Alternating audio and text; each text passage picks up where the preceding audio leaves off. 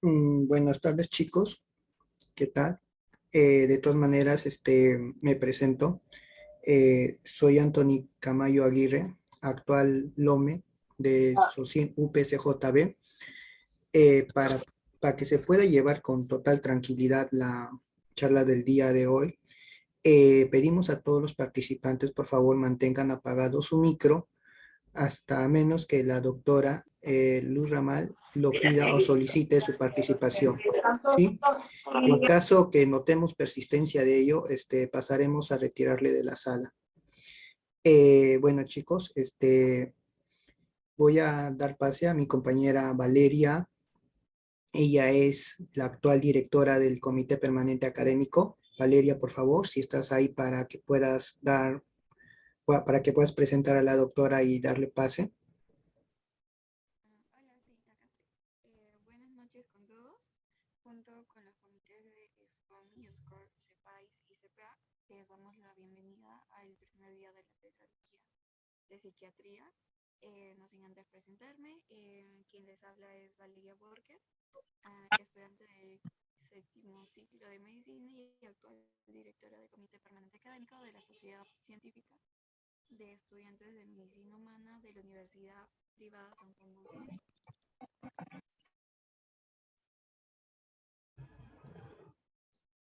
Francis, ¿se me escuchó o no? Te puede escuchar bajito. Eh, bueno, entonces iniciaré de nuevo si es que no les incomodo porque mi audio falla a veces por rato. ¿Les parece bien? Sí, amiga. Ujú. Okay. Bueno, buenas noches con todos. Junto con los comités de SCOMI, SCORE, CEPAIS y CPA, les damos la bienvenida al primer día de la tetralogía de psiquiatría. No sin antes presentarme. Quien les habla es Valeria Borges Medina, estudiante del séptimo ciclo de medicina y actualmente directora del Comité Permanente Académico de la Sociedad Científica de Estudiantes de Medicina Humana de la Universidad Privada San Juan Bautista.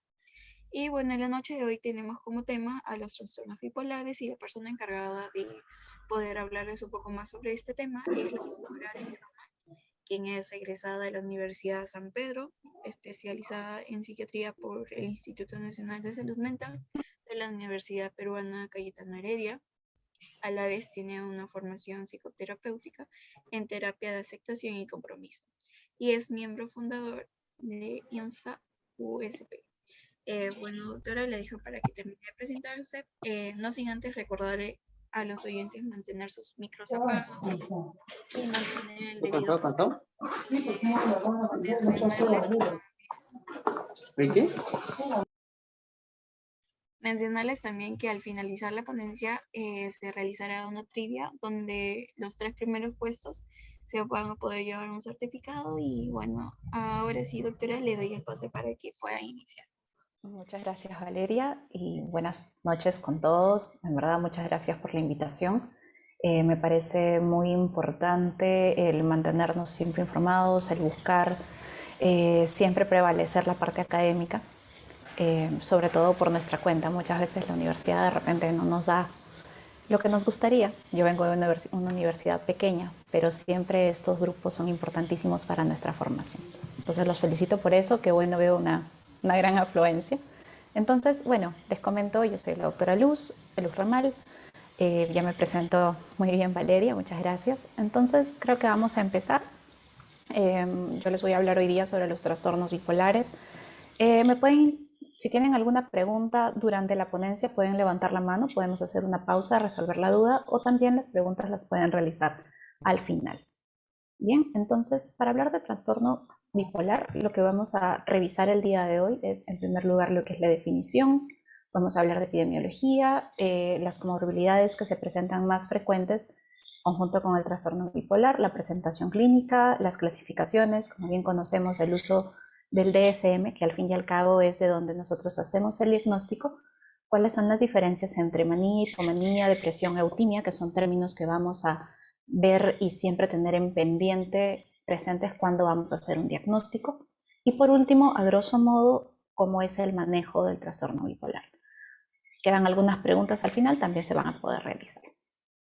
Ok, Entonces, iniciando, el trastorno bipolar va a ser una enfermedad propia de los trastornos del estado del ánimo. En este mismo grupo incluimos lo que es la depresión unipolar y el trastorno bipolar. Y este se va a caracterizar porque vamos a ver, aparte de episodios de depresión mayor, vamos a encontrar episodios de manía e hipomanía, que ahora los vamos a definir, que son dos términos muy importantes.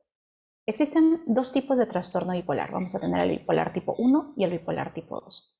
¿En qué se diferencian? Es que en ambos vamos a presentar, sobre todo en el tipo 1, vamos a presentar episodios maníacos. O sea, si una persona tiene un episodio maníaco, de por sí ya es un diagnóstico de trastorno bipolar tipo 1.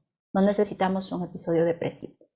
Casi siempre van a experimentar episodios depresivos mayores, episodios hipomaníacos, sí pueden aparecer, pero siempre tiene que haber por lo menos un episodio de manía.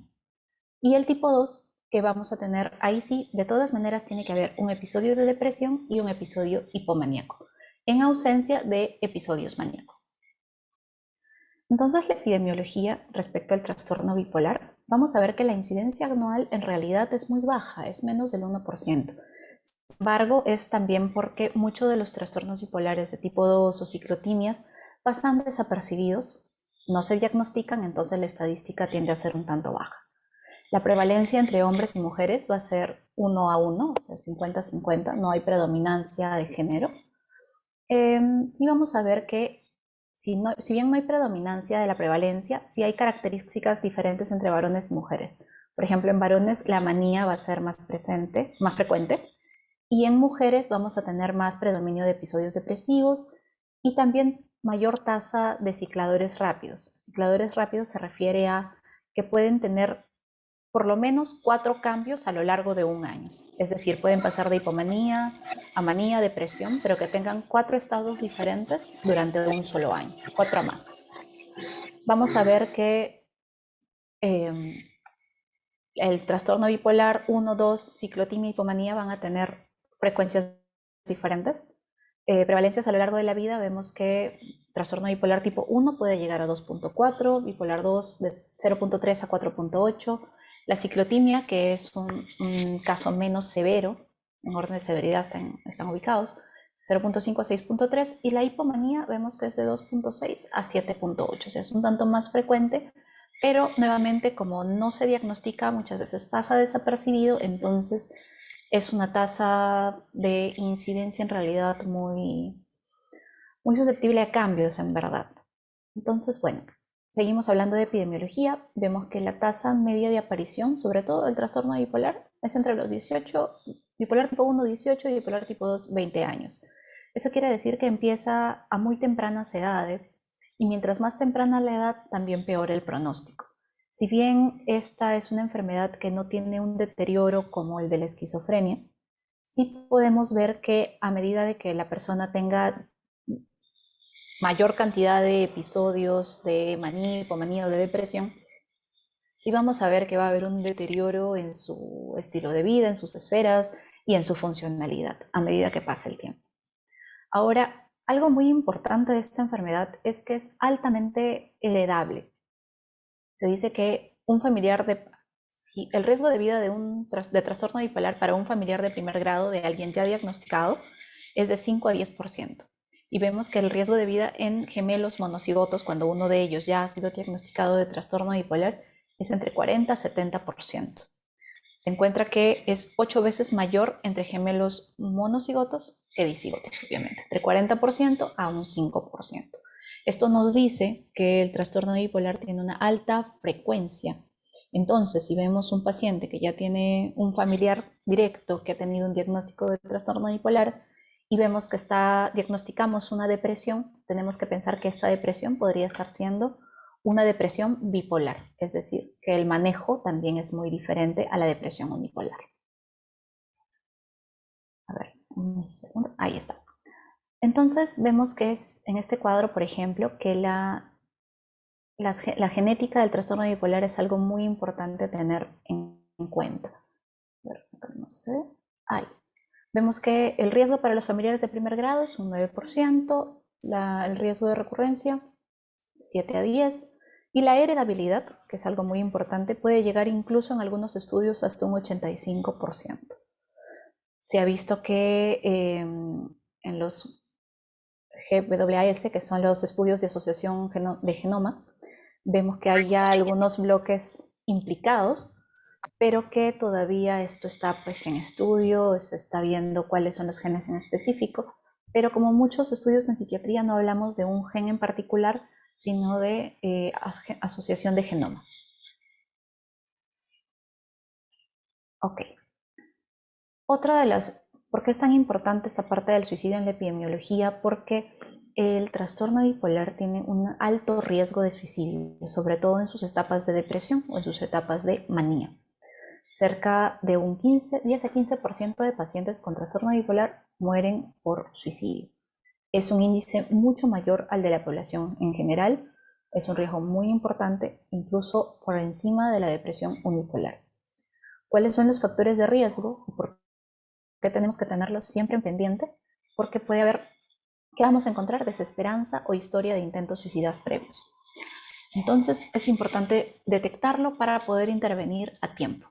Los intentos suicidas se van a asociar con algunos factores de riesgo, como el hecho de ser soltero, historia de abuso sexual o abuso físico, aparición temprana del trastorno bipolar, lo que le mencionaba al inicio, el hecho de que tenga que ser sea menor de 25 años, síntomas depresivos, estados mixtos, es decir, que en un mismo episodio pueda tener síntomas de depresión y síntomas de hipomanía o de manía, que progresivamente hayan ido empeorando los episodios depresivos o de manía, que hayan comorbilidades psiquiátricas o historia de familiares que hayan muerto por suicidio.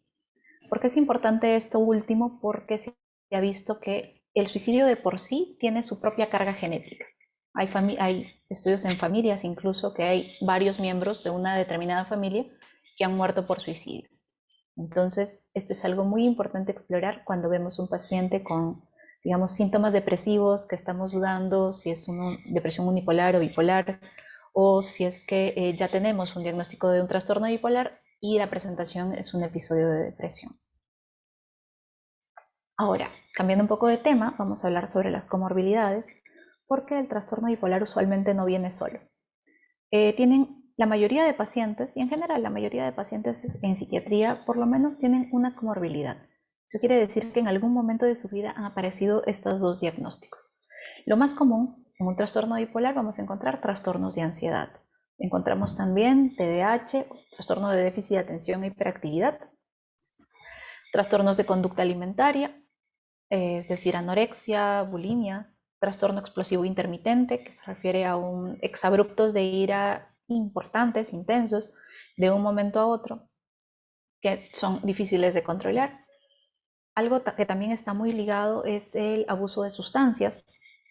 Por ejemplo, se ve que cuando el paciente o la paciente se encuentra en un episodio de depresión, va a tener más riesgo de hacer, digamos, consumo excesivo de alcohol, por ejemplo. Sin embargo, cuando están en el otro estado, en el otro extremo, que es la manía en el otro polo, vemos que hay mayor frecuencia de uso de marihuana, de uso de cocaína o de estimulantes, para permanecer sobre todo en este estado de alerta, uso de cafeína y de tabaco en ambos polos. Entonces esto es algo que cuando vemos un paciente en depresión, no solo explorar si hay trastorno bipolar, sino también si hay consumo, abuso o dependencia de algún tipo de sustancia. Y otra característica, diagnóstico que se asocia, son los trastornos de la personalidad. Preferente de predominancia mayor, tenemos el trastorno límite de la personalidad. Además, estas personas con estos diagnósticos van a presentar riesgo mayor para poder tener una comorbilidad de otros diagnósticos fuera de la especialidad. Por lo menos un 32% en un año de tener algún tipo de enfermedad clínica de otra área, debido a que los mismos síntomas también conllevan a que la persona sea un tanto más impulsiva, que se ponga mucho más en riesgo, que tenga más riesgo de accidentes. Entonces esto también es importante a tener en cuenta. Ahora ya hablemos un poco de la presentación clínica. Les vengo repitiendo varias veces estos términos: manía, hipomanía, depresión mayor y episodios mixtos. Y es porque Como su mismo nombre lo dice, el trastorno bipolar o antes llamado trastorno maníaco depresivo, vamos a encontrar dos extremos. Un extremo hacia abajo, que sería la depresión, y un extremo hacia arriba, que sería la manía o hipomanía. La manía es la máxima expresión de la euforia, que ahora le vamos a hablar en un momento, y para que ya dejarlo puntualizado, la hipomanía viene a ser, digamos, como una manía en pequeño. Es decir, hay euforia, hay aceleración, hay aumento de la energía, pero no es tan severo como la manía. Hay un ejemplo que siempre me ha gustado, que es, por ejemplo, imagínense que están manejando por la Javier Prado, están en un taxi a Javier Prado, en la vía expresa, perdón, están en la vía expresa y la depresión sería como estar manejando un carro de hace muchísimos años viejo que se está parando a cada rato. Uno va lento, uno va estresado porque no puede avanzar más y la situación está muy, muy engorrosa. Sin embargo, una hipomanía es como manejar un Porsche del año. Estás feliz, todo va veloz, no se siente la velocidad, el aire acondicionado está a tope, te sientes lo máximo. Y la manía viene a ser como si manejaras un carro de Fórmula 1 en la vía expresa. Definitivamente te vas a chocar, definitivamente te va a traer problemas porque no es un carro que esté diseñado para manejar en estos espacios. Entonces la manía se siente como el extremo de la depresión más severa. Entonces, teniendo eso en cuenta, y ya les mencionaba el episodio mixto, viene a ser los síntomas mezclados. O sea, puede ser una persona que esté con el ánimo triste, sin embargo tiene mucha energía, está muy inquieto, o no necesita dormir tantas horas y no se siente cansado, pero se siente muy triste, por ejemplo. Ese es un episodio mixto. Ahora, si bien estas son las presentaciones, la severidad puede variar ampliamente. Ahora, algunos pacientes sintomáticos pueden al remitir sus síntomas, pueden volver a la eutimia, pueden volver al estado basal, normal. Sin embargo, otros pueden pasar de un síndrome a otro. O sea, están en depresión y después de depresión pasan a manía o hipomanía sin un periodo intermedio de eutimia, también se puede presentar.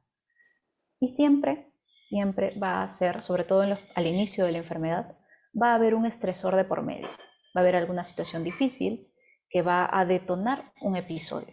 Sin embargo, a medida que progresa la enfermedad, estos episodios se van a volver cada vez menos llamativos, menos importantes. De repente, al inicio detonó la enfermedad porque falleció un familiar muy cercano. Empiezan los episodios. Pero si no se logra estabilizar a tiempo, si se tiene múltiples episodios, digamos que la puerta ya queda como puerta de vaivén, entonces una situación muy mínima, no sé, que se pierdan 10 soles de tu billetera, una situación muy mínima, puede generar también un episodio, porque ya pierdes esa capacidad de regular, que es propia de la progresión de la enfermedad. Si es que está sin medicación, obviamente. Entonces, ahora, en las formas de presentación, el episodio usual con el cual se suele empezar es la depresión mayor. Entonces, en los estudios se ve que el episodio de presentación, es decir, el episodio de debut de la enfermedad, en un 54%, depresión mayor, manía en un 22%, episodio mixto en un 24%. ¿Por qué es importante? Porque muchas veces te llega un paciente con depresión. O sea, está con todos los síntomas, ¿no? Está triste la mayor parte del día, todos los días, está con bajo interés, no percibe el placer, baja energía, su apetito está bajo, no duerme bien, tiene ideas de culpa, ideas de minusvalía, tiene ideación suicida y ok, está deprimido, entonces la primera opción para una depresión es brindar antidepresivos. Sin embargo, en estos pacientes el antidepresivo está contraindicado. En algunos casos puntuales se puede usar, pero no como una primera opción. Entonces, si este paciente presenta como depresión, pero no le preguntamos si anteriormente ha tenido episodios de hipomanía o de manía, podríamos estar haciendo un mal diagnóstico, diagnosticando una depresión unipolar en lugar de una depresión bipolar y esto generando daños para el paciente. Entonces, siempre cuando vemos un episodio depresivo, siempre pensar que podríamos estar frente a una depresión bipolar y el tratamiento es muy diferente, que ahora le vamos a hablar más adelante. Entonces, ya hablando netamente de manía, ya les había hecho una intro. La manía va a consistir en la exaltación de las funciones vitales. ¿Qué es lo que, en otras palabras, la persona está en euforia, el ánimo está elevado, aumentado, está hipertímico, pero esta no es una alegría normal, no es una alegría, me saqué un 20 en el examen, que estudié toda la noche, bien, me alegro, es algo coherente. Sin embargo, esta es una alegría patológica, es una euforia total, incluso sin un estímulo que realmente lo esté generando, ¿no? Y va a invadir todas las funciones psíquicas, no solamente la parte de la emotividad. Entonces, vamos a ver que, por ejemplo, en la afectividad, ¿qué es lo que vamos a ver? Vamos a encontrar a una persona que de base puede estar alegre, eufórica, va a haber esta sensación de sentirse, entre comillas, todopoderoso. Me siento muy confiado, noto que puedo rendir más de lo usual, me siento con una mayor inteligencia, incluso más que los demás, puedo empezar muchos proyectos, incluso planes fantásticos. Estoy hablando de la manía, o sea, del carro en Fórmula 1. Se van a planes incluso exagerados, a pesar de que notas que las otras personas notan que no tiene mucho sentido, o sea, no hay un sentido crítico de lo que está hablando en ese momento, pero la persona lo ve como una situación realmente plausible, ¿no? Como algo que se puede dar, hay una excesiva confianza, pero no solamente vamos a encontrar este estado alegre, eufórico, que toda la vida es brillante y color de rosa, sino que también podemos encontrar presencia de síntomas disfóricos. Eso quiere decir mayor irritabilidad, impulsividad. Las personas se vuelven, incluso ante pequeños estímulos, muy irritable.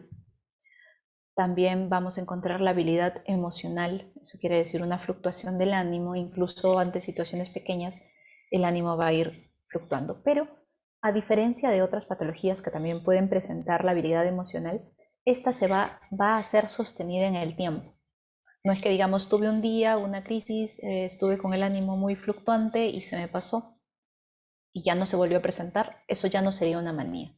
La manía por lo menos tenemos que tenerla presente una semana o que responda a la medicación dirigida a trastorno bipolar en episodio maníaco para que esto remita.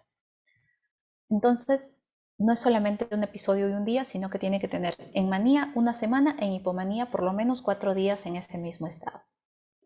Entonces, en la parte afectiva vamos a encontrar ánimo elevado, euforia o en todo caso ánimo irritable. La parte de la psicomotricidad también es importante evaluarla. No solamente es la parte del afecto, sino también la parte de la energía, el movimiento.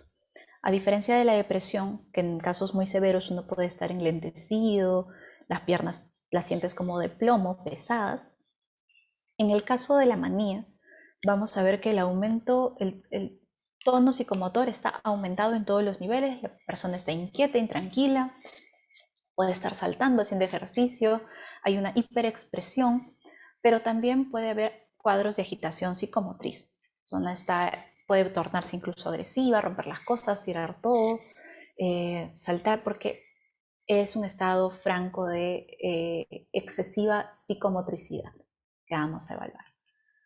Entonces acá la persona, por ejemplo, en este dibujito vemos, ¿no? Se despierta en la mañana, se va a la playa, luego se va a pintar, luego se va a enseñar, luego se va a dar un discurso, hacer diversas actividades, trabajar toda la noche sin dormir y nuevamente dormir 2 horas y al día siguiente volver a empezar con lo mismo. Este es un episodio típico de manía. No solamente vemos en eso, ya hablamos de afectividad y de psicomotricidad, sino también el lenguaje. Es lo que vamos a ver. Uno, que el tono de voz va a ser elevado. No te va a hablar pausado o normal, sino que vamos a encontrar algo que se llama verborrea. Eso quiere decir que la persona habla con un lenguaje muy acelerado y que muchas veces no es entendible. O taquilalia también, que es un lenguaje que va con muchas palabras por minuto. Va a ser un lenguaje presivo. Eso quiere decir que, por ejemplo, en una conversación, yo le estoy conversando algún tema a alguien, por ejemplo, yo estoy en un episodio de manía, y no voy a permitir que la otra persona me dé siquiera su opinión. O sea, no la voy a dejar hablar, porque voy a seguir hablando y hablando y hablando y hablando.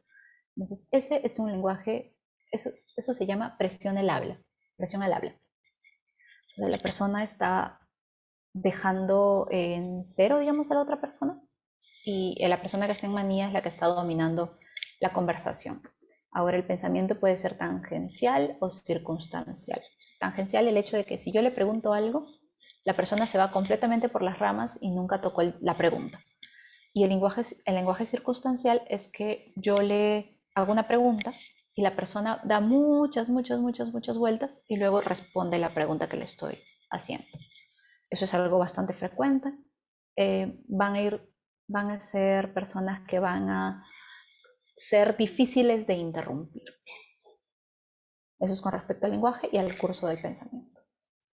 Ahora, el pensamiento en sí, las personas van a notar que su lenguaje está siendo, los pensamientos están yendo muy rápido en su cabeza, incluso más rápido de lo que pudieran decir o hablar.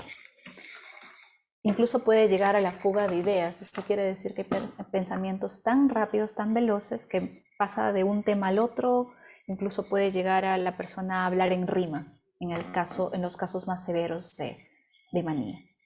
También vamos a encontrar ya ligado al pensamiento ideas de grandeza. O sea, la persona va a pensar de repente yo soy el mejor de todos, puedo lograr estos grandes proyectos que tengo, puedo tener muchas profesiones, empiezan a mencionar esto. La autoestima es muy elevada, o el egocentrismo también, o sea, todo gira en torno a mí. Pero también pueden llegar a tener síntomas psicóticos. Eso quiere decir que la persona ya no queda solo en ideas, sino de que está convencido de que de repente soy amigo del presidente o amigo del Papa. El Papa para mí es un amigo muy íntimo que me ha pedido hacer estos proyectos importantes, ¿no? Entonces la persona puede mencionar eso y ya estamos ante a una delusión de grandeza. Es decir, yo estoy convencida, tengo esa idea fija, a pesar de que los demás saben que no es real, yo estoy convencido de ello. Y también pueden aparecer alucinaciones. En cuadros más severos también se puede acompañar de síntomas psicóticos. En la percepción, como les mencionaba, si hay una manía con síntomas de psicosis, puede haber alucinaciones, puede haber también una hiperestesia sensorial. Eso quiere decir que la persona va a tener unas vivencias perceptivas, pueden ser visuales, pueden ser auditivas, pueden ser táctiles, más vivas, mucho más intensas. Y esto es algo que incluso quienes gustan un poco de arte, este pintor Van Gogh, él aparentemente tenía este diagnóstico de trastorno bipolar y en algunos momentos en sus cartas que enviaba a su hermano, mencionaba que veía incluso los veranos más brillantes, los colores más vívidos, incluso que algunas veces anteriores que había ido a un determinado lugar. Probablemente este pintor estaba teniendo en un episodio de hipomanía o manía esta hiperestesia sensorial, que era una capacidad mayor para percibir los estímulos sensoriales. No solo se alteran estas esferas, sino también en el aspecto. Podemos ver que el aspecto de la paciente o el paciente maníaco es muy característico. Suelen vestirse de ropas muy coloridas, muy vistosas, o maquillarse o arreglarse en exceso. Sobre todo en las mujeres hay maquillajes muy marcados, que obviamente no solo es el tema del maquillaje, sino también va junto con todo esto, constelación de síntomas. Y en ocasiones también pueden descuidar su aspecto personal, pueden vestirse de manera extravagante, con combinaciones raras, y sobre todo este descuido del aspecto personal va más en los extremos más severos, en la depresión severa o en la manía. Otras esferas que se pueden alterar es el trastorno del ritmo sueño-vigilia. En la manía, ¿qué vamos a ver? Una disminución de la necesidad de sueño, que no es insomnio. El insomnio es cuando tú no duermes bien o te cuesta empezar a dormir en la noche, duermes unas 5 horas porque no podías empezar a dormir a pesar de que lo quisieras, y al día siguiente te sientes súper cansado, como si te hubiera pasado un tren encima. Esto es diferente. La disminución de la necesidad de sueño es que la persona puede dormir 2 o 3 horas y se despierta como si hubiera dormido toda la noche, con la misma energía como si hubiera descansado todo un fin de semana, hubiera estado relajado durmiendo adecuadamente, ¿no? Entonces no es raro ver a los pacientes que vamos a... Uy, se me pasó. No es raro ver a pacientes que puedan dormir 1, 2 horas, 3 horas al día sin que esto les genere fatiga. También, eso es respecto al sueño. Con la comida también puede verse que hay un aumento de la alimentación, puede haber hiperfagia, sin aumento ponderal, porque esto puede pasar que están en continua hiperactividad, entonces no llegan a ganar el peso, pero sí aumentan el apetito y también por el mismo hecho de que aumenta la impulsividad. Entonces en este cuadrito, a ver, ¿dónde está acá? ¿Cuáles son las frecuencias de los síntomas específicos durante la manía? ¿Qué es lo primero que vamos a ver? En el ánimo, lo más frecuente es irritabilidad o euforia. La labilidad, la depresión suele ser un tanto menos frecuente en manía. La parte cognitiva, vamos a ver a los pensamientos acelerados que van muy rápido. Le puedes preguntar al paciente, siente que en sus pensamientos van más rápido de lo que usted puede decirlos. Entonces vemos que sí, es uno de los, en 76% suele ser algo que es muy frecuente. La distraibilidad, la pobre concentración también se va a ver. Tú le estás hablando de algo y la persona sonó un pajarito por allá y está mirando respecto a lo que está escuchando. Se distrae muy rápido. Hay estas ideas de grandiosidad que les mencionaba, la sobreconfianza. También alteración de memoria, pero esto es un tanto menos frecuente. En la actividad y la conducta vemos la hiperactividad incluso en un 90%. El poder hablar más rápido, la verborrea que les mencionaba, la presión al habla, el insomnio y la pobre necesidad, la disminución de la necesidad de sueño también son síntomas bastante frecuentes. Podemos ver una libido aumentada, también es frecuente porque aumenta la impulsividad. Entonces, esto es con respecto a la manía. Y ya hablando de lo que son las clasificaciones, vemos que puede ser un trastorno bipolar, bipolar 1, bipolar 2, ciclotímico. Puede ser un trastorno bipolar inducido por sustancias o por medicamentos. Aquí es donde les hablaba que cuando tú a un paciente con trastorno depresivo bipolar y no sabes que es bipolar, le das un antidepresivo, puedes generarle un episodio de manía. O de repente nunca ha tenido un episodio de manía y hipomanía previo, pero le das un antidepresivo para la depresión que está pasando y puedes llevarlo también a una hipomanía o manía. Entonces esto es inducido por sustancias, también estimulantes podrían hacer un episodio de manía. Debido a otra afección médica, por ejemplo en el lupus, podemos ver episodios de manía en pacientes tratados con corticosteroides, que también sería por medicamentos. Podemos ver que algunas personas hacen manía por tratamiento de altas dosis de corticoides. El neurolupus nuevamente podría ser acá, y otros trastornos relacionados específicos, que aquí es más cuando están dentro del espectro bipolar que les llamamos, pero que no encajan en ninguno de los anteriores. Y el último es el no especificado, que en realidad no se usa mucho la clasificación. Es cuando lo usamos, cuando no podemos definir aún si es que es un trastorno bipolar tipo 1 o tipo 2.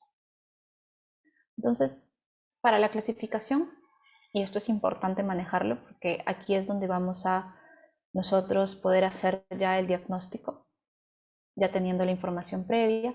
Vemos que, por ejemplo, en la manía tiene que haber un periodo bien definido del estado de ánimo anormal persistentemente elevado, expansivo o irritable. Expansivo que es también es muy elevado, que es la amplitud de la emoción es muy grande. Eso es el ánimo expansivo.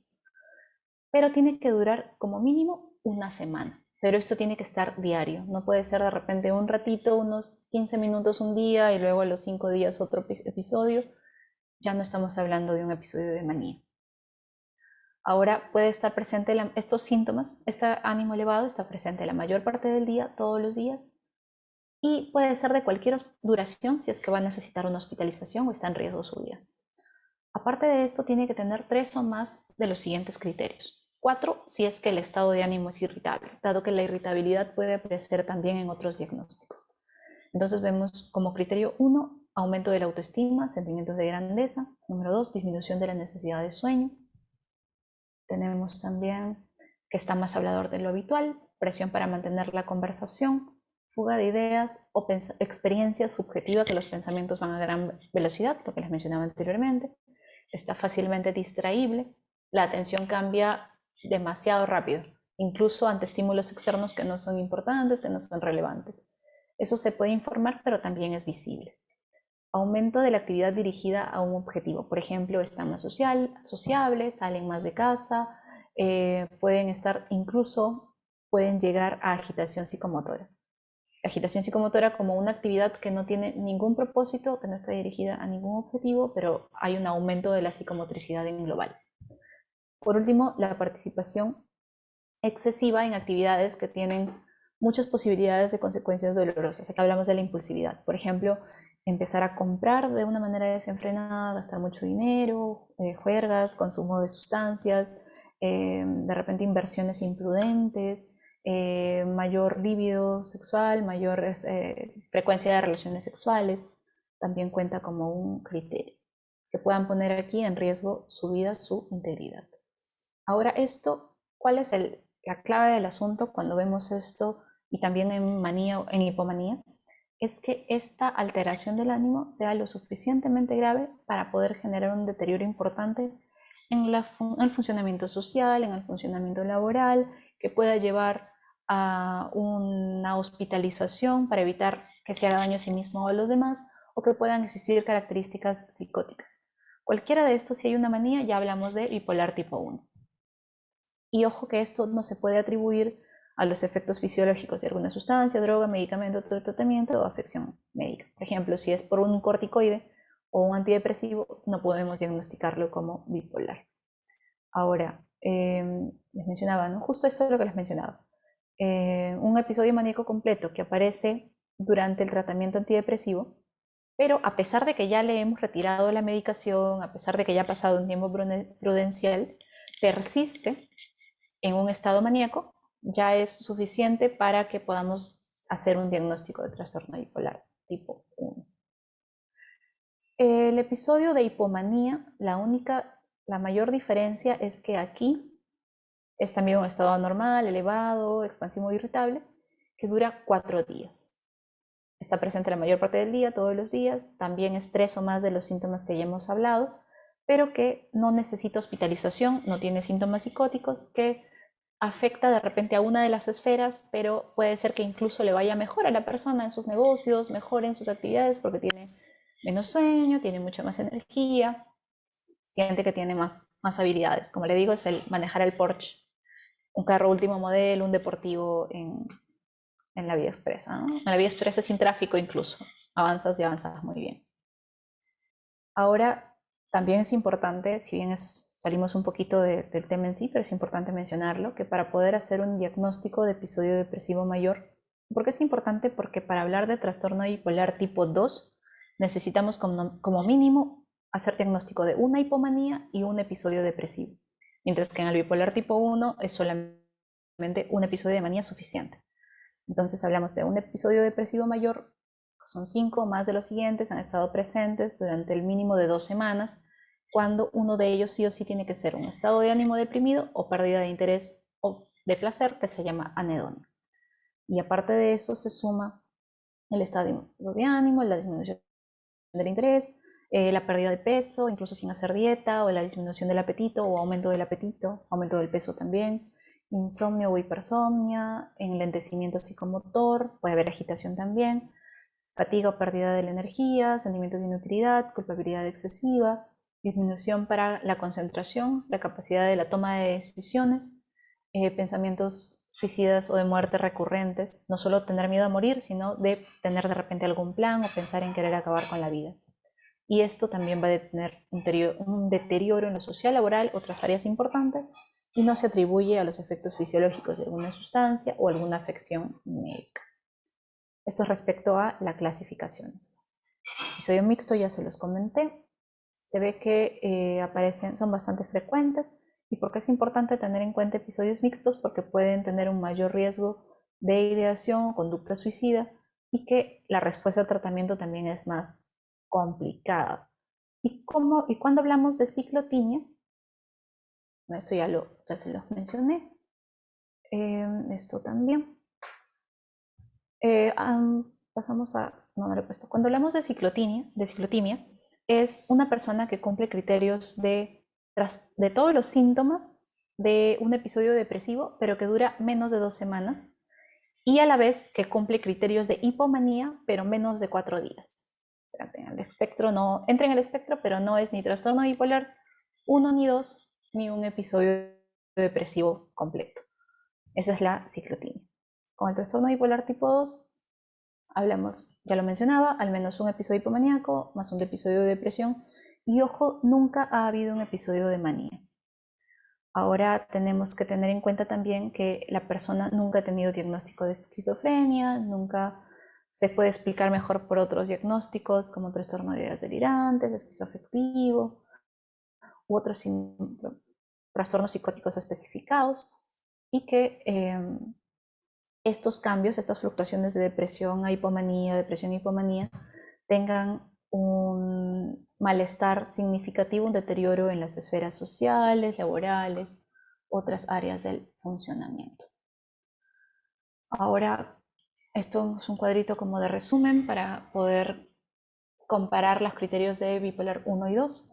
Vemos que episodios bipolar 1, episodios maníacos, si hay en bipolar 1, bipolar 2 no hay. Episodios hipomaníacos pueden haber en bipolar 1, sí o sí hay en bipolar 2. Episodios depresivos mayores pueden haber, no son requisito, pero sí son requisito en bipolar 2. El resto de síntomas, de repente características mixtas o ansiedad o ciclado rápido, síntomas psicóticos, incluso catatonía pueden haber en ambos cuadros, pero es mucho más frecuente en el bipolar 1 dado que también es un tanto más severo. Entonces esto es un cuadrito ya como de resumen. Vemos que la eutimia va a ser las fluctuaciones anímicas normales que tenemos los seres humanos, de tristeza, de alegría que podemos tener. Sin embargo, cuando hablamos de bipolar 1, cuando ya nos roza a manía. Bipolar 2, cuando hace una hipomanía y hace un episodio depresivo, y la depresión unipolar siempre va a estar en el polo hacia abajo solamente. No hace hipomanía, no hace manía. Por último, para hablarles del manejo a grosso modo, aquí no usamos antidepresivos solamente en casos muy puntuales, sino que predominantemente usamos estabilizadores del ánimo. Un estabilizador del ánimo, cuando se considera un estabilizador del ánimo eficaz, cuando logra disminuir la frecuencia o severidad de cualquier tipo de episodio en trastorno bipolar y no empeora la frecuencia o severidad de otro tipo de episodio al hacerlo. Entonces, por ejemplo, si yo doy un antidepresivo, me puede mejorar la depresión, pero me va a empeorar la frecuencia o severidad de una manía o hipomanía, entonces no es un buen estabilizador del ánimo. ¿Cuáles son los fármacos usuales que aquí utilizamos? Es, por ejemplo, el litio, el valproato, podemos usarlo olanzapina para la manía, para la depresión usamos litio, también podemos usar, incluso en casos específicos, un antidepresivo siempre de la mano de un estabilizador como litio o valproato. Esto en el tratamiento agudo. Acá para el manejo se divide en tratamiento agudo de la manía, tratamiento agudo de la depresión, tratamiento de prevención de manía o depresión. Pero eso va a depender del tipo de mayor frecuencia, el polo con mayor frecuencia que tenga la persona. Por ejemplo, si la persona tiene un polo de predominio depresivo, si tiene más episodios depresivos que hipomaníacos o maníacos, entonces vamos a preferir dar una profilaxis que sea más orientada a la depresión que a la manía. También tenemos a la carbamazepina, la motrigina, que pueden ser estabilizadores. Hay varios anticonvulsivantes que nosotros usamos, como podrán darse cuenta, ¿no? El valproato, carbamazepina, la motrigina, que se ha visto que tienen una buena acción en el trastorno bipolar. Entonces vamos a encontrar que tenemos que tratar desde arriba, o sea, cuando tratamos una manía aguda, o estabilizar desde arriba cuando hablamos de una profilaxis para episodios de manía, si es que estos son más predominantes, y también tratamientos orientados a la depresión, que sean depresión aguda, tratar desde abajo, o estabilizar desde abajo, que es el hecho de poder prevenir o hacer una profilaxis de pacientes con trastorno bipolar que tienen predominio a polos depresivos. Entonces, aquí vemos, por ejemplo, el valproato, la carbamazepina y la lamotrigina son los medicamentos que se han visto que tienen una mayor potencia para poder tratar estas patologías, y sobre todo vemos al valproato como anticonvulsivante, y aquí no lo he colocado, pero también están los antipsicóticos como la quetiapina. Ambos medicamentos van a ayudar casi en todos los espacios, en realidad. O sea, pueden tratar orientados a manía, pueden tratar orientados a depresión. Entonces, eso es un poco de lo que les he traído el día de hoy, que les he podido compartir. Gracias por su atención. Si tienen alguna pregunta, encantada de poder contestarles.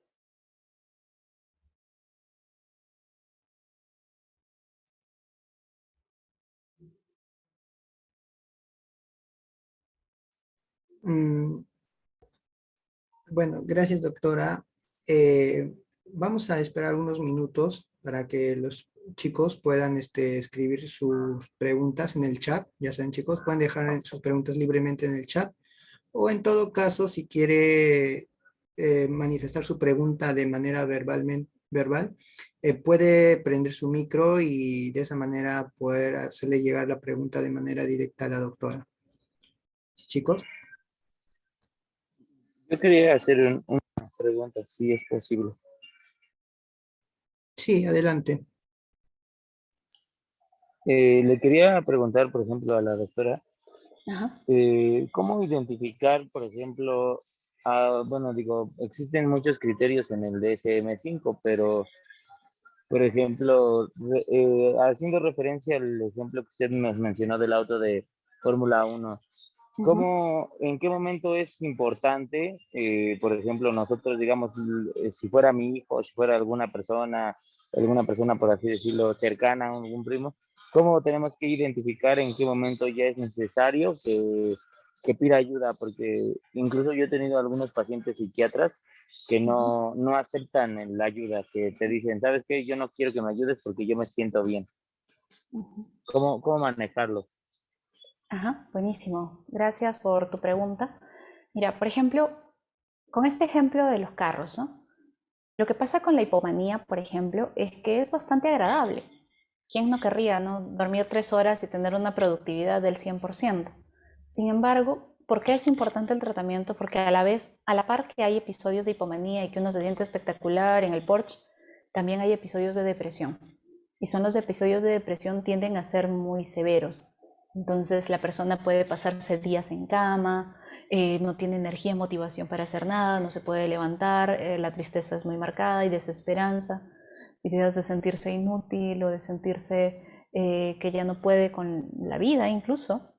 Entonces es ahí donde es importante sugerir un tratamiento, sobre todo si hay un trastorno bipolar de tipo 2, ¿no? Cuando vemos que si no impacta, si vemos esta elevación del ánimo, este pensamiento acelerado, que tiene mucha más energía, que duerme muy poco, pero que no le genera impacto en su vida, entonces va a ser muy difícil que quiera tomar tratamiento. Vamos a orientarnos más a los episodios depresivos y reforzar el hecho de que, mira, cuando tienes estos episodios depresivos no puedes funcionar bien, no logras cumplir con el trabajo que deseas realizar. Si bien en la hipomanía te funciona, en el episodio depresivo ya te empieza a traer problemas. Entonces la parte de concientización se podría abordar más para la parte de depresión. Ahora, ¿cuándo identificar que una persona está ya necesitando de un tratamiento? Cuando en este estado de manía uno lo nota porque ya empieza a ser desadaptativo, o sea, empieza a afectarle en su vida personal, o está muy irritable o muy impulsivo, que las personas lo notan, empiezan a gastar todo su dinero, o de repente empiezan a hacer apuestas, empiezan a tener conductas de riesgo. Entonces es ahí cuando ya empieza a afectar la funcionalidad, que es importantísimo que empiecen un tratamiento. No sé si te llega a contestar la pregunta. Sí, sí, súper, súper bien, doctora. Muchas gracias. Perfecto. Bien, veo que hay varias preguntas en el chat. A ver, las voy a empezar a contestar. No sé si hay alguien más que quisiera. A ver, empiezo con las del chat. Veo que Mercedes Lozada nos pone: ¿cuándo se considera insomnio? El insomnio y la disminución de la necesidad de sueño son dos cosas diferentes. El insomnio es cuando que tú, teniendo sueño, estando cansado, te echas a tu cama y pasa por lo menos media hora y no logras conciliar el sueño. Más de media hora ya hablamos de insomnio de conciliación. A pesar de que quieres dormir, a pesar de que estás cansado, a pesar de que estás tratando de descansar, no puedes hacerlo y pasa más de media hora. En el de conciliación, el de mantenimiento, que te despiertas varias veces en la noche, o el terminal, cuando te despiertas, tienes un despertar de madrugada, te despiertas 3 de la mañana y ya no puedes volver a dormir. Sin embargo, en la manía vemos que la disminución de la necesidad de sueño, yo puedo dormir 1 o 2 horas, no necesito más, al día siguiente estoy como renovada, como si no hubiera pasado absolutamente nada. ¿Qué más hay? ¿En qué casos está recomendada la ketamina? ¿De verdad se puede utilizar como tratamiento? En trastorno bipolar en realidad no, todavía está en estudio. En donde se ha visto que los estudios parecen que se están orientando por ahí es cuando hay ideación suicida persistente. Es donde se ha visto que puede mejorar, pero sobre todo se utiliza en pacientes con depresión unipolar. ¿Qué pasa con la depresión bipolar? Es que la ketamina también es un estimulante. Entonces podría, como el antidepresivo, ¿no? Podría enviarnos a un episodio de manía o hipomanía. Estaríamos buscando tratar algo, empeorando con otro aspecto. En una ideación suicida persistente, en pacientes con trastorno bipolar o con depresión unipolar incluso, algo que sí se ha visto que funciona es la terapia electroconvulsiva, cuando la medicación no está indicada por alguna razón en específico. Un paciente, a ver, pregunta Germania Colmenares, ¿un paciente diagnosticado con depresión puede alternar o pasar de sufrir un trastorno bipolar mixto y no ser solamente depresión? Claro que sí. Puede ser, como le decía, el 54% de los pacientes empiezan con un episodio depresivo. Tal vez antes nunca han tenido una hipomanía, nunca han tenido una manía, pero se trata del episodio depresivo, de repente con dosis bajitas de antidepresivo respondió, lo dejó a la semana, porque una característica de la depresión bipolar es que con el antidepresivo... Estoy en una ponencia. Ana Beatriz, ¿puedes desactivar? Ok, gracias. Les decía, entonces, un segundo, puedo que me perdí. Ya, le decía que con la depresión, tú le das el antidepresivo, no lo tomó por X motivo, lo puede dejar, y a las 2-3 semanas te hace un episodio de hipomanía. Esa persona es un trastorno bipolar tipo 2 y ha estado teniendo una depresión bipolar. Basta que tengas una hipomanía con todos sus síntomas, con 4 días como mínimo, ya es una persona que tiene un diagnóstico de depresión bipolar tipo 2. ¿Puede pasar a un trastorno bipolar mixto? Sí, también. O sea, mixto en el estado mixto que les decía que pueden concurrir síntomas de hipomanía con síntomas de depresión a la misma vez.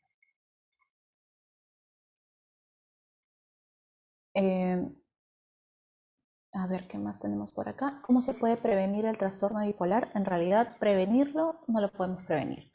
Como hemos visto al inicio, la carga genética es altísima.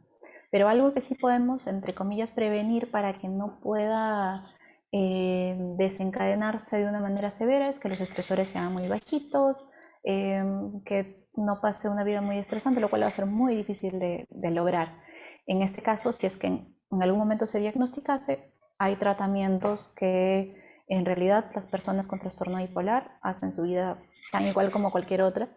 Hay incluso médicos, abogados, profesionales de diversa índole que tienen esta enfermedad y con un tratamiento adecuado pueden llevar su vida normal. Hay muchos actores incluso que cuentan con este diagnóstico. Está Catherine Zeta-Jones, creo que Britney Spears también en algún momento le diagnosticaron. ¿Cómo saber si dar ¿Cómo saber si dar litio valproato? Esto es una buena pregunta. Por ejemplo, en mujeres no damos valproato porque hay mucho riesgo de malformaciones en caso de que quede embarazada. También mayor incidencia de ovario poliquístico, en síndrome de ovario poliquístico en mujeres jóvenes, sobre todo en edad reproductiva. Litio vamos a darlo más cuando es mujer y no hay predominancia entre episodios depresivos y episodios de manía. Usualmente se ha visto que los pacientes con trastorno bipolar tienden a responder, es muy raro que usen monoterapia, usualmente usan 2 a 3 fármacos para ayudarlos a estabilizar. Como han visto, no solamente buscamos la fase aguda, sino también darle una medicación de profilaxis o de mantenimiento. María Esther Villacorta menciona, una vez diagnosticado el trastorno bipolar, ¿puede el paciente llegar a su estado normal después de seguir un tratamiento? El tratamiento es de por vida. Es de por vida no porque esté en riesgo en cada momento, sino es para prevención. Como les decía, cada vez que una persona hace un episodio, sea de depresión o de manía y hipomanía, es como si estuviéramos abriendo una puerta, ¿no? Al inicio una puerta que está dura, como una bisagra antigua, un poco que cuesta abrirla.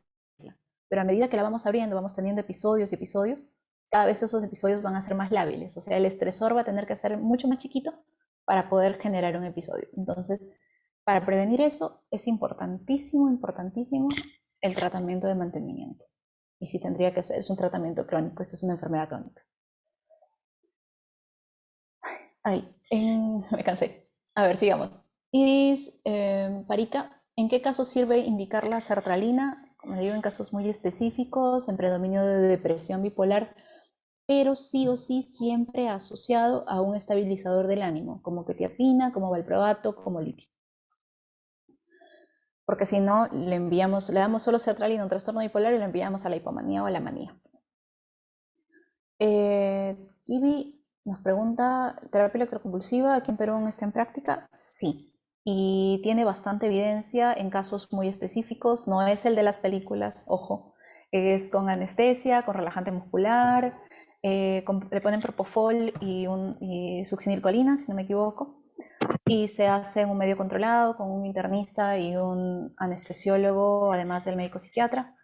Se genera una convulsión controlada y esto se ha visto que en un periodo de 6 a 8 sesiones ya empezamos a ver mejoría en depresión severa, en ideación suicida refractaria, en enlentecimiento psicomotor en catatonía, funciona también en manía aguda que está en riesgo la vida del paciente, que es un cuadro casi de emergencia. Ok, continuamos, se cerró la pantalla. ¿Dónde me quedé? Un segundo, se me perdieron las respuestas. Aquí me quedé. Ok. ¿Es importante vigilar la litemia en pacientes con antecedentes de enfermedad renal crónica? Claro que sí. El litio solamente en pacientes que... El litio es muy bueno, pero tiene muchos efectos adversos. A nivel de diferentes áreas, sobre todo el área renal, porque es un fármaco que termina siendo depurado a través de la vía renal. Por lo tanto, antecedentes de enfermedad renal crónica usualmente no lo indicamos. Preferimos otras moléculas como quetiapina, como valproato, que se degradan, que se metabolizan por vía hepática. Y siempre la litemia va a ser importantísima tomarla, dado que existen rangos específicos para no generar toxicidad. Porque una toxicidad por litio sí puede llevar al paciente incluso a un hospital general, a un manejo en UCI. La sertralina la indican también en pacientes depresivos mayor. Claro, la sertralina es un antidepresivo. El antidepresivo usualmente lo usamos en depresión unipolar. Y para la celopatía ese es otro tema. Pero la celopatía es un trastorno delirante, o sea, es una idea fija, es como una delusión única. Ahí usamos principalmente antipsicóticos, pero eso es tema de otra ponencia, que con gusto también se las podría dar, pero más adelante. Ahí creo que ya respondí todas las del chat. Ahí he hablado un poquito rápido, por si acaso no estoy en hipomanía. No sé si hay alguna pregunta por ahí. Que quiera algo más que ha quedado pendiente. Doctora, yo tengo una pregunta con respecto a esta enfermedad. Bueno, yo tengo entendido que dentro de los trastornos, cuando se habla en psiquiatría, hay patologías que puede llegar a que la persona que lo padece puede suicidarse o puede hacer daño a otra persona. En este caso de una persona diagnosticada con trastorno, perdón, sí, con trastorno bipolar, eh, ¿qué, en ese caso, cómo se comportaría? A ver, me preguntas, a ver si te entendí. ¿Cómo sería un caso de una persona que está con ideación suicida específicamente en un trastorno bipolar, verdad? Sí, doctora. Ok, o sea, no hay, digamos, un específico, pero sí vemos que las personas con trastorno bipolar hacen episodios depresivos más severos. Entonces, hay más riesgo de suicidio, sobre todo cuando hay mucha desesperanza. Aunque a veces, en algunos pacientes con depresión bipolar, están tan enlentecidos, pero tan enlentecidos, que no atinan, tienen el pensamiento, pero no atinan a hacerlo, porque el enlentecimiento es tan marcado que no pueden ni levantarse de la cama. Sin embargo, cuando ya empiezan a salir del episodio depresivo y están entrando a un episodio de hipomanía, ahí también hay mucho más riesgo, porque la persona está con la psicomotricidad un tanto más aumentada. Entonces es ahí donde tenemos que estar vigilantes durante el tratamiento para poder intervenir en un episodio de ideación suicida. Ahora, en todo paciente, sea de psiquiatría, sea de otra especialidad, si lo vemos que está apocado, que se le ve enlentecido o que está muy desconcentrado, es importante hacerla, o un familiar de repente que lo vemos que está cada vez más callado, es importante preguntar. Muchas veces tenemos esta concepción de que si preguntamos sobre suicidio podemos incitar a la persona a hacerlo. Sin embargo, se ha visto que el 50% de pacientes de todos los pacientes que han intentado o han llegado a suicidarse, por lo menos el 50% se lo mencionó a un médico dentro de los 30 días previos al intento. Entonces va a ser muy importante poder identificarlo.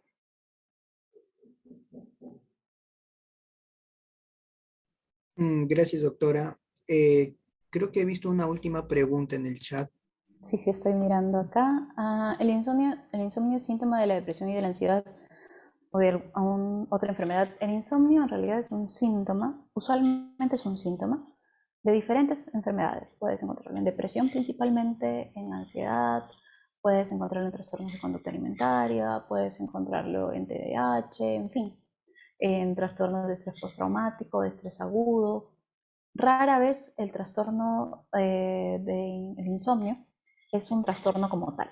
Siempre hay que buscar, si alguien no está logrando descansar, está teniendo insomnio, hay que ver qué es lo que está pasando de fondo. Usualmente hay algo detrás.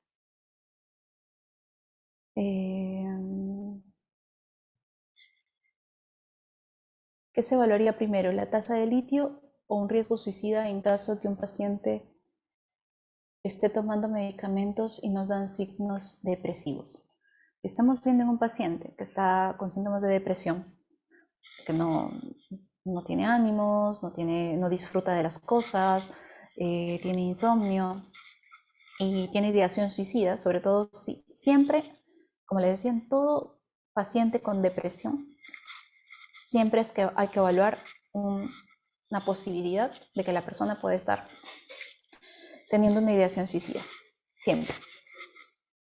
Siempre es preguntar por suicidio en personas que por lo menos estás viendo que está triste, tiene un ánimo muy bajo, muy deprimido, y está presentando anedonia o disminución del placer.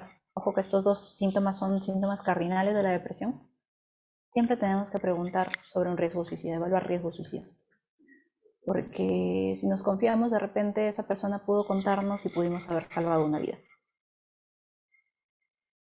Entonces, creo que, bueno, esto de dónde queda guardada no lo sé. Le doy pase a los organizadores que puedan explicarlo. Bueno, sí, chicos, la grabación se va a subir al YouTube. Claro, si la doctora nos permite. Tenemos un canal de parte del Comité Permanente en Educación Médica, como también está el Comité Permanente Académico, ¿no? Bueno, no sé si la doctora nos puede dar permiso para poder subir el video al canal de YouTube. Sí, claro que sí. Me mandan el link nada más para saber que lo están subiendo. Ok, está bien, no hay problema. Entonces ahí lo pueden volver a ver la ponencia, chicos. Eh, bueno, eh, bueno, ahora damos pase a una trivia que lo ha preparado el comité académico. No sé si la doctora quiere acompañarnos para que para que pueda ver cuánto de los chicos han captado el mensaje o la idea o el conocimiento del día de hoy que nos ha brindado la doctora. Amiga Valeria, por favor, no sé si Hola, puedes hola. dar inicio con la trivia. Ok, voy a compartir la pantalla. Dame un momento. ¿Me avisas si es que se ve ok?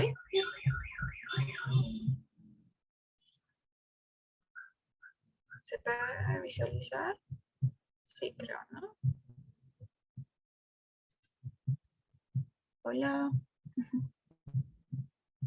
Sí, Valeria, sí se puede visualizar. Ok. Bueno, chicos, esta es una trivia opcional, no tiene nada que ver con el certificado que se les va a dar por la ponencia. Son 5 preguntas con un tiempo determinado de 5 minutos o 6 minutos máximo, en donde los 3 primeros puestos se van a llevar un certificado. Y bueno, ahorita recalco, es opcional, no es obligatorio. Les voy a pasar el link para que puedan entrar. Y también les voy a pasar el código por si no les permite entrar. Y acá Disculpa, vale. empezamos en 2 minutos para que tengan tiempo de ingresar. Es súper fácil si han estado atentos a la ponencia, claro.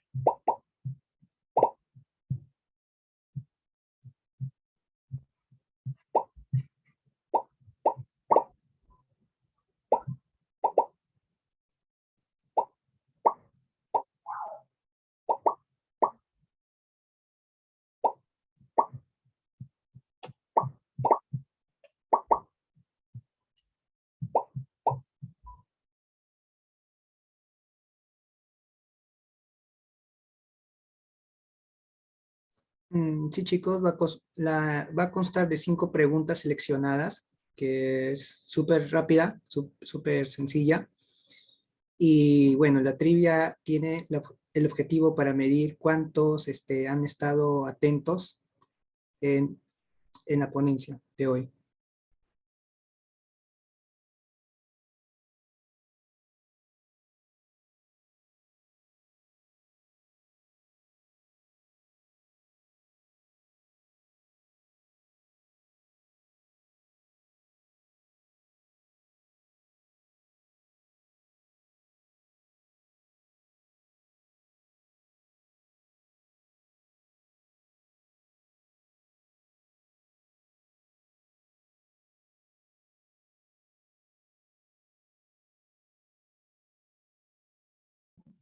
Ok, chicos, 8:15 estaremos empezando con la trivia. Después no digan que no les avise.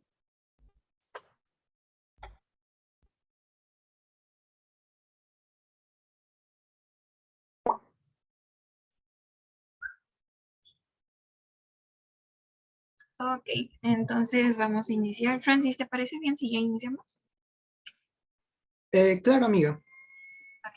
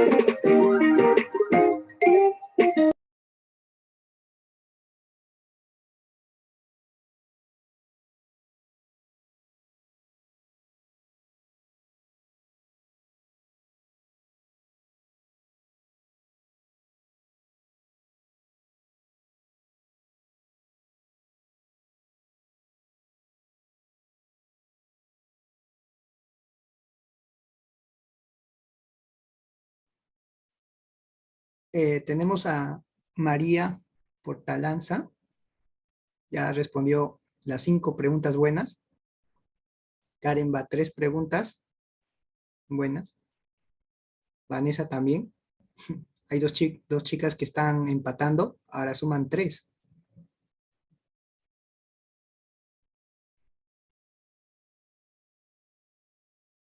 Bien. Tenemos a Karen con cuatro preguntas correctas, respondidas hasta el momento. Hay 4 chicos con 3 preguntas, ahora suman 5. 2 chicos van sumando 3 preguntas buenas, la mayoría va subiendo. Veo que sí han estado muy atentos. Bueno, al menos se refleja.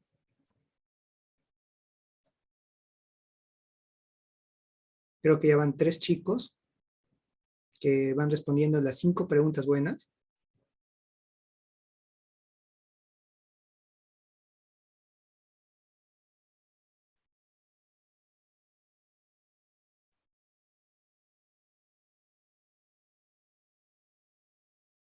Hay dos. Hay 2 chicos con 5 preguntas buenas. 2 chicos ya aprobados. Tenemos empates. Al parecer las mujeres han estado más atentas.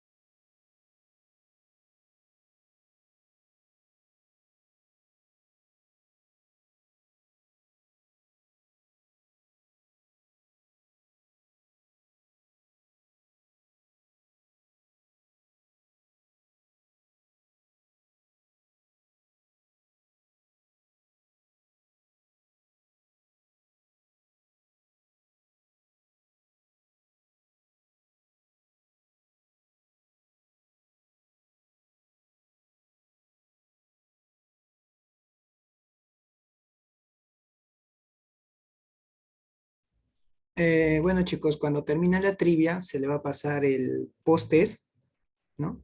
Que también contiene 5 preguntas.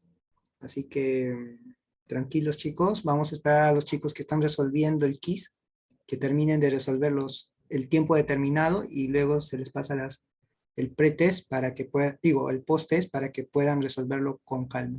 ¿Sí?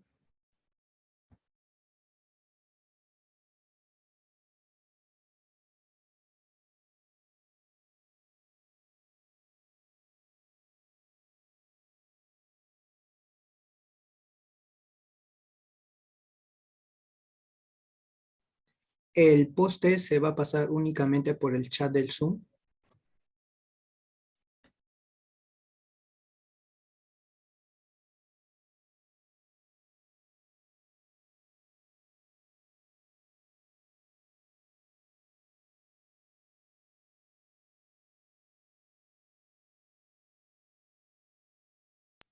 Ok, chicos, falta un minuto para que termine la trivia.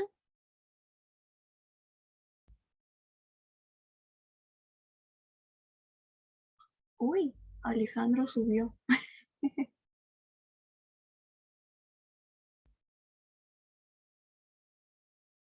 Mm, Amiga Valeria, no sé si puedes proyectar las preguntas quizás. No sé si hay esa posibilidad. ya, dame un momento que termine la trivia. Creo que sí se puede visualizar las preguntas. Ya, ya voy a dar por concluido. Me voy a tomar mi screen por si acaso. Y bueno, y bueno,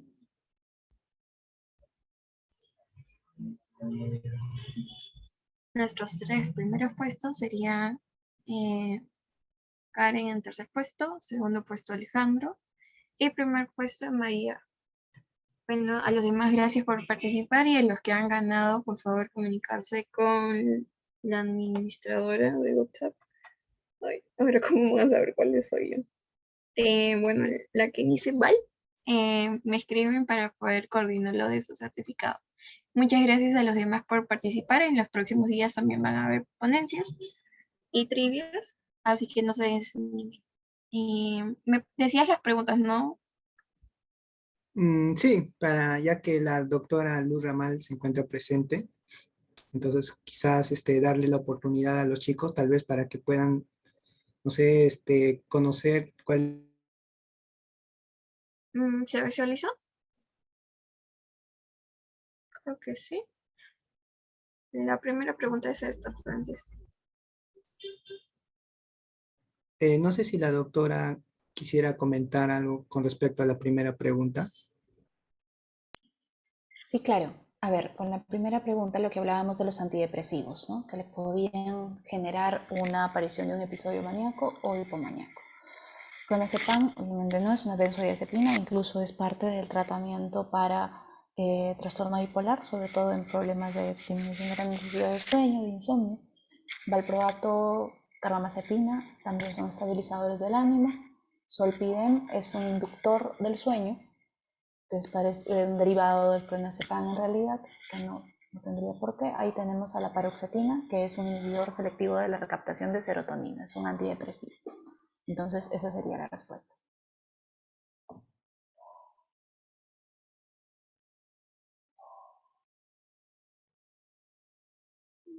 A ver, con la segunda, justo lo mencionamos en una pregunta. ¿Qué estabilizador necesitamos hacer controles de función renal, hormonas tiroideas, electrocardiograma? Es el litio.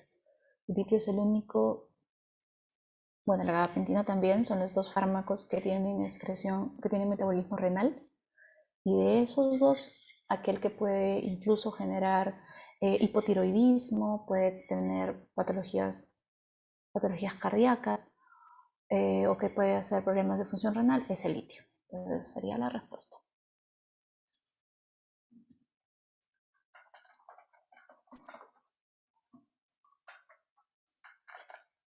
A ver, la tercera, evidencia de tasas más altas de heredabilidad, lo hemos hablado durante toda la ponencia, es el trastorno bipolar.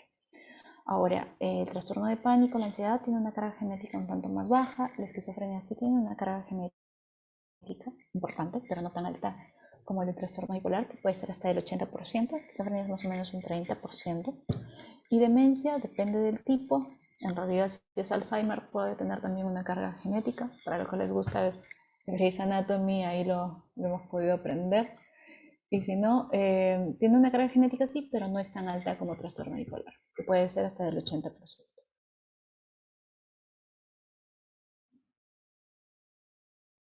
A ver, en esta paciente de 20 años intenta suicidarse al descubrirse que desde hace un año gastaba grandes cantidades de dinero en tragamonedas.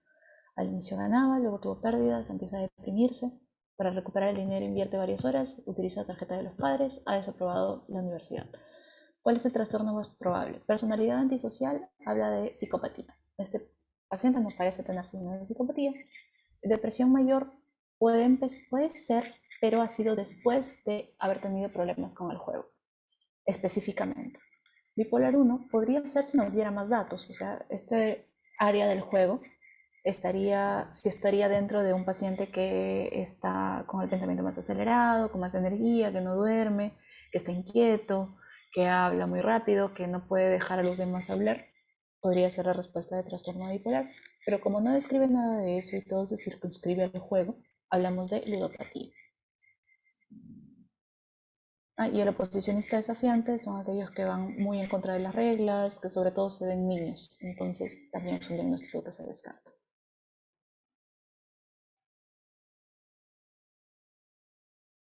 Y la siguiente es una mujer de 34 años, hace 6 meses presenta tristeza, desánimo, hiporexia, dificultades para mantener el sueño.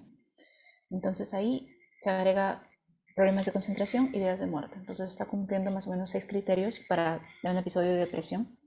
Solo se necesitan 5, entonces, y uno de ellos tiene que ser de tristeza. Entonces es un trastorno, es un episodio depresivo. Hace un año presentó un episodio en el cual se describe muy alegre, duerme muy poco, pero no se siente cansada, su rendimiento laboral mejora, la felicitan en el trabajo. Eso es importante porque no está alterando su funcionalidad como para decir que puede ser manía. Pero sí gasta más de su presupuesto usual y le dura 5 días. Entonces este sería un bipolar tipo 2. Porque el episodio que está describiendo al inicio es un episodio depresivo y el episodio que pasa hace un año es un episodio de hipomanía, porque si bien la parte de la esfera laboral no se afecta, sí afecta su economía. Entonces gasta más su presupuesto usual, está afectando una de todas sus esferas, dura más de 4 días y no tiene mayor impacto en su desempeño, pero sí está muy alegre, duerme poco y gasta dinero. Tiene 3 criterios de 8. Entonces, este sería un trastorno bipolar tipo 2.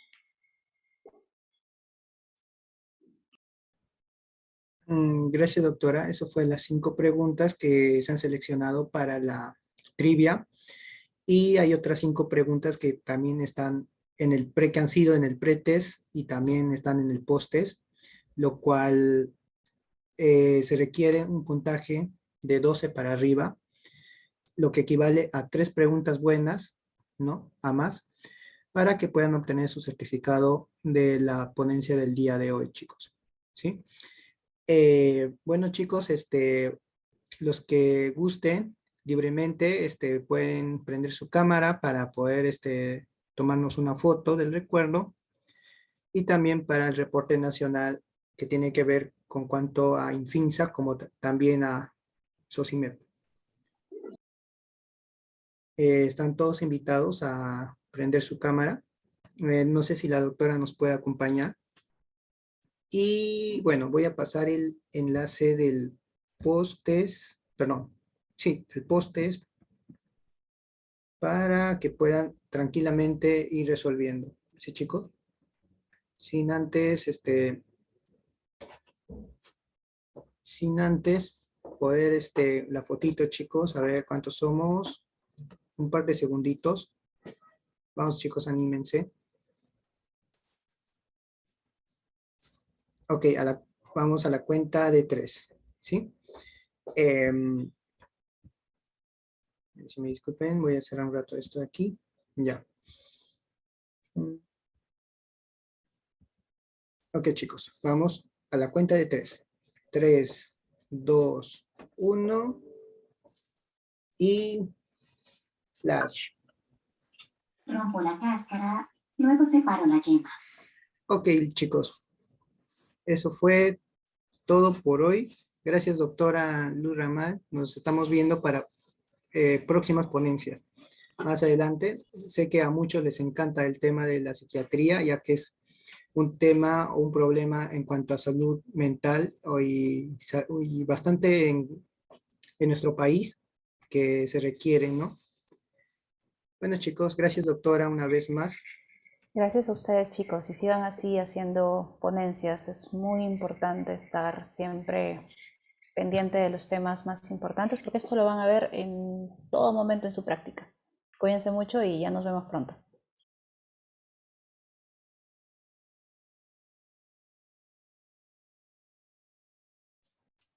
Bueno, chicos, ahora sí les paso el enlace del postes y van a tener 15 minutos máximo, contando desde ahora 8:29. ¿Sí? Pasados los 15 minutos se cierra el postes y ya no se vuelve a abrir. Bueno, chicos, eso sería todo por hoy.